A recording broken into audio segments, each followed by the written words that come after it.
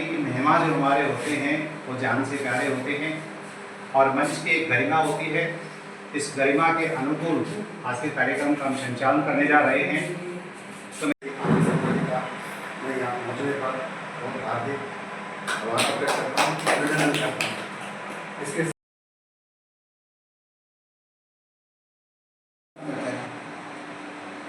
लेकिन हमें अपने अंदर झांकना चाहिए कि आज मैंने क्या किया, सोसाइटी को क्या दिया। जी, यदि हमें आगे बढ़ना है तो चुनौतियों से मैं समझता हूं कि यदि आप पत्रकारिता क्षेत्र में हैं तो चुनौतियों से नहीं घबराना चाहिए। चुनौती हर समय, हर चीज, हर समय में रहेगी। ये नहीं कि आज गया, आज चुनौती कल होगी, कल नहीं चुनौती आएगी। इसी का सामना करना ही पत्रकारिता है। और मेरा तो ये मानना है कि जो पत्रकार हैं साथी और जो पत्रकारिता के क्षेत्र में हैं वो साहस नहीं करते हैं, दुस्साहस करते हैं। सबसे बड़ा दुस्साहस तो यह है कि वो अपने आप से समझौता नहीं कर पाते हैं। ना फैमिली को संतुष्ट कर पाते हैं, ना परिवार को संतुष्ट कर पाते हैं, ना साथियों को संतुष्ट कर पाते हैं। आज एक कोई आदमी एक समाचार लिखता है तो उससे एक व्यक्ति खुश हो सकता है जिसके बारे में आपने समाचार लिखा, लेकिन मेरा ये मानना है उसको पढ़कर कम से कम 900 आदमी आपसे नाराज हो जाएंगे, क्योंकि आपने तो लिख दिया। उस व्यक्ति से संबंधित कितने लोग हैं जो उससे नाराज हैं, वो तो आपसे नाराज हुएंगे। आपने आज लिखा कि भी आनंद जी ने आज फलान चीज प्राप्त की है, बहुत अच्छा सम्मान प्राप्त किया है, हमने लिख दिया, हमारा दायित्व है, एक क्षेत्र में एक बड़ी उपलब्धि है। लेकिन आनंद जी से कितने लोग नाराज हैं? पत्रकार संघ के वरिष्ठ सलाहकार के रूप में दैनिक भास्कर की ब्यूरो आनंद शर्मा जी और जिला पत्रकार संघ के प्रधान बाल लोहिया जी और हमारे अटेली के साथीगण, तो बड़े लंबे समय के बाद ये गोष्ठी हो रही है, तो बड़ी खुशी है कि इस तरह की गोष्ठियाँ होनी चाहिए, ताकि जो पत्रकारिता में क्या नए बदलाव हो रहे हैं, क्या कमियाँ हो रही हैं, उसका हम विचार मंथन करके कोई नई टूल निकाल कर उस पर आगे बढ़े।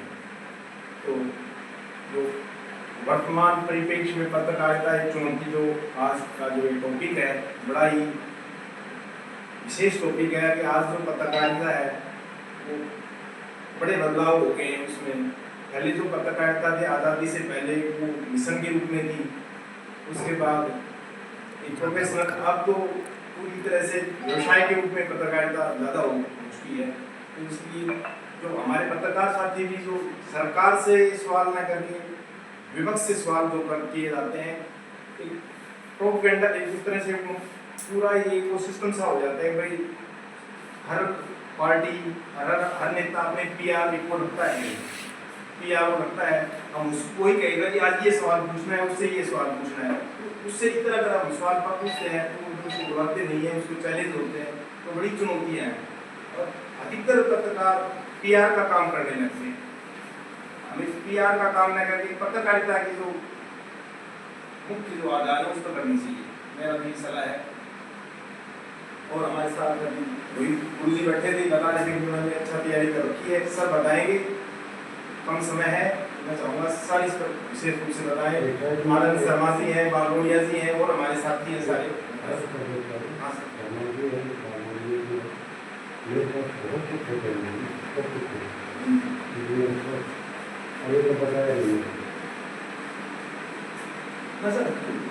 आनंद जी ने तो मैसेज भेजा था, उसमें ये टॉपिक का जिक्र कर दिया। मैं निमंत्रण देख के आया था।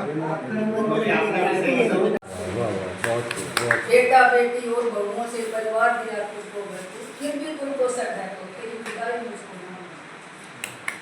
कैसी कलम मेरी वहाँ से डल के फिर ये बोले आपकी छपेगी इधर कौन छपेगा। उस टाइम फैक्स रखते थे, वहीं से करते थे सारे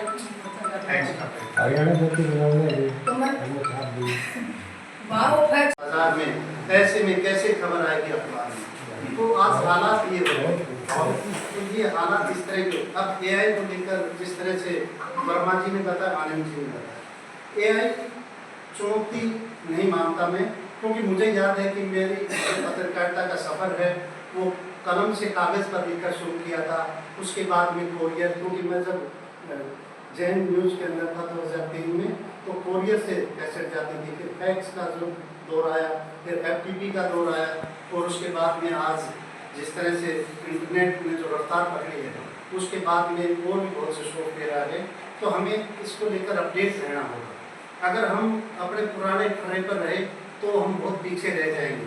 AI तकनीक है, हमारा सहयोगी है, इससे अपने लिए चुनौती अगर हम मानेंगे तो पीछे रह जाएंगे।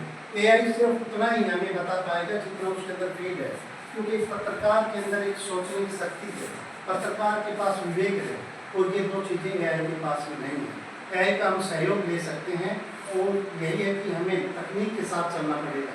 अगर पत्रकारिता में आगे बढ़ना है तो जो तकनीक है, AI है, उसे सीखना पड़ेगा। और इतिहास जो लिखते हैं लोग उन्हें याद रखते हैं, और रखना भी चाहिए, क्योंकि हमारी संस्कृति भी यही है। और यदि वो मूल उद्देश्य उद्देश्य जो अपने इतिहास को याद नहीं रखता है तो मेरा नहीं। तो मैं अपने आप को सबसे पहले ये आपके बीच पाके गौरवान्वित महसूस कर रहा हूँ। दूसरा, आज जो सब भाई चर्चा कर रहे हैं हम बैठ के कि आज की चुनौती, इससे पहले मैं आप सबको एक बात बताना चाहता हूँ। एक लंबा अनुभव हो गया है पत्रकारिता क्षेत्र में, और एक छोटे अखबार से शुरुआत की, जैसा वर्मा जी ने बताया, और आप सबके बीच में आज